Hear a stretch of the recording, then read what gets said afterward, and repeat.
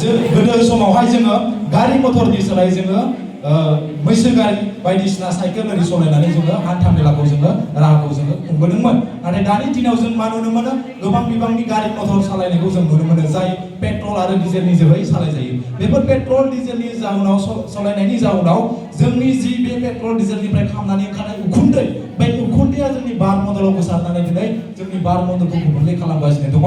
जायनि जाहोनाव जोङो ग्लबेल वार्मिं बुहुमनां दुंखांनाया दिनै बांलांगासिनो दङ। जायनि जाहोनाव जोंनि अजन थोरफोआहाय जामलांनो हमदों। जाय अजन थोरफोआ जोंखौ आल्ट्रा भायलेट रेसनिफ्राय जोंखौहाय जोंनि बडियाव स्किनाव डाइरेक्ट कन्टेक्ट जानायनिफ्राय रैखा खालामो। बै आल्ट्रा भायलेट रे हाबबोनायखौ जि रैखा खालामग्रा अजन थोरफो बेखौहाय दिनै जामख'होनायखौ जोङो दिनै नुबाय थादों बा मोनथिनो मोन्दों। बेनि थाखायनो जोंनि मिथिंगायारि थासारिया दिनै बेसेबांबा अलखदाव गोग्लैनानै दङ।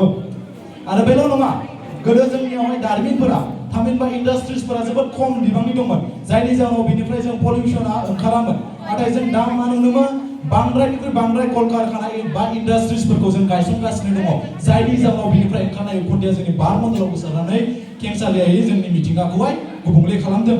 आरो जों गोदो आबाद ओरै मावोब्लाथाय जों नुनो मोनोमोन जों गोबोरखि हासार बाहायनानै जों आबाद मावोमोन। नाथाय जों दा नुनो मोनो जे रासायनारि हासार बाहायनानै जों आबादखौ मावो। जायनि जाहोनाव बे रासायनारि हासारनिफ्राय जि ओंखारनाय केमिकेल्सफोरा जेब्ला जोंनि अखाया गोलैयो अब्ला बै अखानि दैजों बोहैलांफानानै जोंनि दैमा दैसासिम बोहैलाङो। दैमा दैसानिफ्राय लैथो लैथोमासिम बोहैलाङो। जायनि जाउनाव दैयाहाय गुबुंले जायो। दा बेफोरबायदिनो जोंनि मिथिंगायारि थासारिया दिनै बेसेबांबा गुबुंले जालांगासिनो दङ। बेफोरखौ गासैखौबो मावनायनि गुदियावनो दङ मानसि। जुदि जों सुबुं माहारिया दिनै बेफोरखौ मावामोनब्ला बे बार मण्डला दिनै गुबुंले जानाय नङामोन। मिथिंगाया मोजां थासारियाव थागौमोन। दानिसो सासे फंबाया बुंलांदों जे जों लायनो गारि मथरखौ बेयाव मेक्सिमाम फैनाय स्टुडेन्टफोरानो सालायो। बेनि थाखाय माने मानसिया माने बार मण्डलखौ गुबुंले खालामाखै बा मिथिंगायारिखौ गुबुंले खालामाखै होनना बुंदों। जों गारि मथर सालायनायनि जाउनावनोथ' बांद्राय गारि मथर सालायनायनि जाउनावथ' बेनिफ्राय ओंखारनाय उखुन्दैया बार मण्डलाव गोसारनानै दिनै जोंनि बार मण्डलखौ गुबुंले खालामदों। दा बेनिखायनो जोङो जेसेबां हागौ एसेबां जोङो बेफोरखौ खमायनो एसे नाजानांगौ जाहाथे जोंनि बार मण्डला गोग्गोयै थायो। दा दहायसो बुंलांदों जे कलकारखानाखौ माने जोङो जुदि मानसिया डेभेलप जानोबा कलकारखाना जोंनो नांगौ। जों कलकारखाना नांगौ जोंनो थिगानो, नाथाय बांद्राय कलकारखाना दिहुननायनि गोनांथि गैया। जाय जायगायाव मोनसे कलकारखानानि गोनांथिमोन बै जायगायाव जुदि मोनथाम मोनब्रै दिनै खुलिदोंब्ला बैनिफ्राय ओंखारनाय जि उखुन्दै बे बांसिननिख्रुइ बांसिन जोंनि बार मण्डलाव गोसारगोन आरो बांसिननिफ्राय बांसिन जोंनि बार मण्डलखौहाय गुबुंले खालामगोन। जायनि जाहोनाव जोंनि जि मिथिंगानि थासारि बे दिनै गुबुंले जागासिनो दङ। आरो बेफोरनि गुदियावनो दङ गाहायै मानसि माहारिया।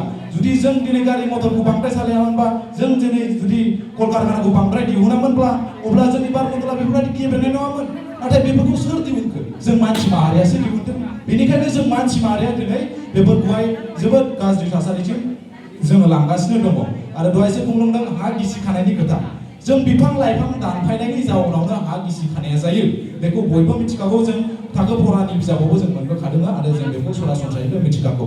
जुदि बेखौ फोजोबनोब्ला जों लांदाङै थानाय ओरैनो गोग्लैसोनानै थानाय हाफोराव जों दिनै बिफां लाइफां गायनांगोन। जाय बिफां लाइफांखौ गायोब्ला बे एसेब्लाबो जोंनि मा खालामो हाखौहाय जोङो सुंथानानै लाखियो। जेब्ला दैबाना जागोन अब्ला बे बिफांनिफ्राय जि ओंखारनाय रोदाफोर बेफोरो सुंथानानै जोंनि बे हाखौहाय एसेब्लाबो जों हा गिसिखानायनिफ्राय बेखौ जोङो होबथानानै लाखिगोन। जायनि जाउनाव जोङो दैबानानिफ्राय एसेब्लाबो रैखा मोनगोन। दिनै बेफोरनो जुदि जोंनि जि बार मण्डलनि गोसारनाय ग्लबेल वार्मिंआनो जा दैबानायानो जा बेफोरनि गुदियावनो दङ मानसिनि मावथाय। जुदि जों मानसिया जुदि दिनै बार मण्डलखौ गुबुंले खालामाखैब्ला मिथिंगायारिखौ खैफोदाव लाबोआखैमोनब्ला गोदो जोङो जोंनि आबै आबौमोननि समाव होनबा बार मण्डला मानो एसेबां मोजांमोन? जेबो जाय समाव कलकारखाना गैयामोन, जाय समाव गारि मथर बांद्राय गैयामोन, जाय समाव बिफां लाइफांखौ बांद्राय दानफायनाय जायाखैमोन अब्ला बैफोर समाव मानो मिथिंगायारि थासारिया मोजांमोन बेखौ जों बुजिनो नांगोन। दासो जों सुबुं माहारि बांलांनायनि जाउनाव जोङो बिफां लाइफांखौ दानफायजां जोङो थाखो थाखो बिल्डिं लुनो हमदों। बे बिल्डिं लुनायनि जाउनावसो दिनै मानो बार मण्डला गेब्रेंनो हमखो बेखौ जों बुजिनो नांगोन। दा बेफोरबायदिनि थाखायनो आं सानो जे बार मण्डलनि जि बुहुमाव जि मिथिंगायारि जि खैफोद थासारि जाबाय दङ, खैफोद गोनां थासारि जों खालामबाय दङ, बेनि गुदियावनो दङ जों गाहाय सुबुं माहारिया। दा बेखौ जों बुजिनाया गोनांथार आरो बेखौ जों होबथानोब्ला गासिबो मिथिंगानि फारसे सांग्रांथि जानांगोन। जों लांदाङै थानाय ओरैनो हाफोरावहाय जोङो ओरैनो दोनालाबासिनो जों बिफां लाइफां गायनो नांगोन। जों जेसेबां कलकारखाना दिहुनबाय बे जोंनि थाखाय आरोबाव जाहाथे दिहुनबावा बेखौ जोङो गोसोआव लाखिनांगोन आरो जाय जेसेबां जों लिमिटेडजोंहाय जोङो सोलिनो जोङो जुजिनांगोन जों बांद्रायनिफ्राय बांद्राय जों नागिरबाय थायोब्ला जोंनि बे मिथिंगायारि जोबस्रांनाया सानसे रोखा दा बेखिनिखौ बुंनानै दिनैनि आं जि बाथ्रा दान्थेलायनायनि आंनि जे सुंद' बिबुंथि बे बिबुंथिखौ एसेयावनो फोजोबनाय जाबाय गोजोन्थों